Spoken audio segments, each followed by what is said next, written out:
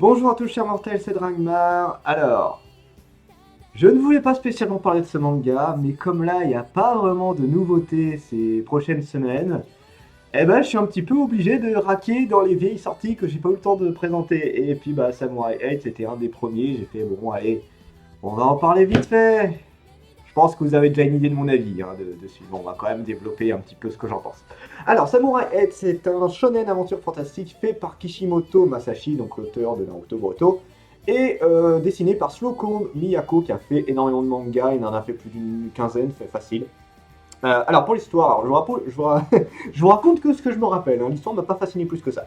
Nous suivons le jeune Hashimaru qui est bloqué en fait, alors, il est handicapé, il est vraiment une santé de merde, son corps est très mal fichu, et en fait son grand-père lui a construit une machine qui lui donne tout ce qu'il a besoin, les nutriments, les trucs que son corps ne peut pas produire, ce genre de trucs là, mais le problème c'est que bien évidemment il est bloqué chez lui, il ne peut pas sortir. Donc lui il rêve de pouvoir sortir, de devenir un samouraï, tout ça tout ça. Le problème, c'est que c'est pas possible. Là, s'il sort et qu'il se détache de la machine, bah, il va mourir, en fait. C'est tout ce qui va se passer. Donc bon, un rêve inaccessible pour lui. Et en fait, dans cet univers-là, il y a des clés, en fait, donc des samouraïs qui peuvent se transformer, qui peuvent manipuler leur corps d'une façon un petit peu particulière. Et en fait, Hashimaru, on va se rendre compte que c'en est un. Que c'est un de ces, justement, clés particulières. Et qui va pouvoir, du coup, grâce à ça, obtenir un nouveau corps et devenir un samouraï. Voilà, et il va pouvoir du coup se battre, se balader librement, il va pouvoir explorer le monde. Ça, c'est pour l'idée de base. Il va tomber sur un maître chat qui était un ancien grand guerrier, lui aussi, enfin un samouraï. Bon, il c'est encore un samouraï, mais il a plus sa forme de base en fait. C'était un des plus balèzes de ce que je me rappelle. Son grand-père était au courant, mais il n'a jamais voulu le dire et il a caché ça pour pas que d'autres l'apprennent, puisque là tout le monde est un peu là en train de le chercher. Et grosso modo, pour l'histoire, c'est ça, et voilà, ça va être une aventure de partir. À l'aventure, chercher les autres clés, protéger une princesse. Oui, une princesse, du coup, là, il est en train de la protéger. En fait, chaque samouraï, visiblement, a une sorte de princesse à protéger, et elle peut activer des trucs en rapport avec lui. Enfin, bon. Voilà pour l'histoire. Donc bon, comme vous le voyez, je suis pas ultra passionné par le manga. Alors, je vais pas faire... Enfin, je vais essayer de donner mon avis. Ce n'est qu'un avis personnel. Vous pouvez tout à fait aimer le manga, moi, il m'a pas fasciné plus que ça.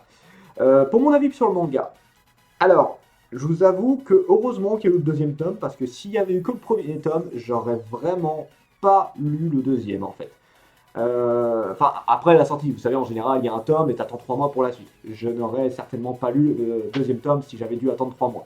Là, j'ai lu les deux parce que les deux étaient là. Donc, je les ai lus tous les deux. Le premier tome était putain de brouillon. Les dessins étaient pas très agréables à regarder. C'était très saccagé, je trouve. En fait, ils veulent t'en mettre plein la gueule, mais t'en avais trop plein la gueule. Je veux dire, il y a des décors, tu comprenais plus rien à ce qui se passait.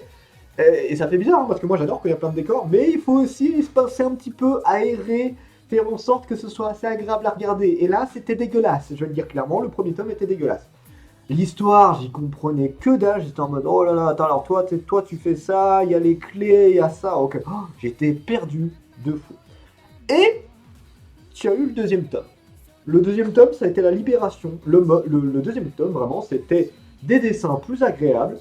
L'histoire qui se peaufinait, qui se libérait, qui était un peu en mode ah, ok, là je comprends mieux, effectivement. En fait, le premier tome, c'était vraiment, j'ai pas aimé, j'ai rien compris, j'étais pas du tout à fond dedans. Le deuxième tome, alors, j'étais pas. Alors, l'histoire m'a un peu plus intéressé, mais j'étais toujours pas à fond dedans. Mais au moins, on a eu une avancée qui était beaucoup plus cool. Et vraiment, on a compris tout ce qui s'est passé. Je suis pas le seul à l'avoir pensé. Du coup, je suis content. Je me dis, je suis pas tout seul à avoir pensé ça. J'en ai au moins deux qui m'ont dit la même chose. Et au moins, ouais, en deux tomes, heureusement qu'il y a eu les deux tomes. Il n'y aurait pas eu les deux tomes, ça aurait été catastrophique pour moi. D'ailleurs, il n'y a pas eu beaucoup de ventes sur ce. Enfin, de ce que je vois pour l'instant en France, il n'y a pas énormément de ventes. Je sais pas si au Japon c'est pas la même chose, mais nous, là, en magasin où je suis par exemple, c'est pas la folie, ce manga-là.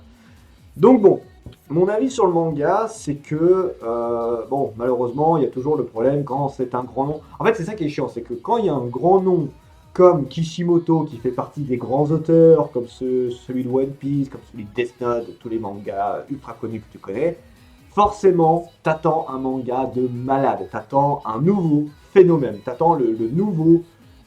Tu sais, vous savez, il y avait une époque où il y avait Naruto, Bleach, One Piece, bon, Détective Conan, One Piece, ils y sont toujours, mais en fait là, on a beaucoup de gros mangas légendaires qui sont finis. Naruto, Bleach, qui a été fini également. Bref, on a plein de grosses séries qui sont terminées. Shaman King aussi, voilà, ça faisait partie des gros mangas que tout le monde suivait, tout le monde adorait. Maintenant, bah, il n'y a plus grand chose, et du coup, vu que Naruto relance un nouveau manga, bon, il y a Boruto, mais Boruto, les avis sont partagés dessus. Là, tu te dis, putain, ça y est, on va avoir un nouveau manga de malade, c'est fait par un mec qui nous en a envoyé plein la gueule, allez, c'est parti. Et malheureusement, t'en attends trop.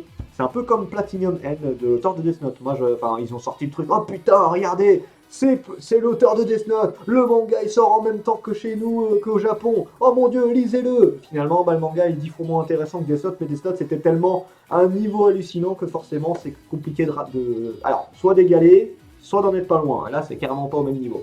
Et pour celui-là, c'est un peu le même problème. Je pense pas que ça fera partie des mangas à la Naruto, à la Bleach, tout ça, qui vraiment vont marquer des générations. Tout le monde va y dire oh putain, Samurai Head, ah ouais, ça je m'en rappelle, 10 ans plus tard. Bon, je peux me tromper, hein. Ça se trouve, dans 10 ans, ça fera partie des gros mangas de malades.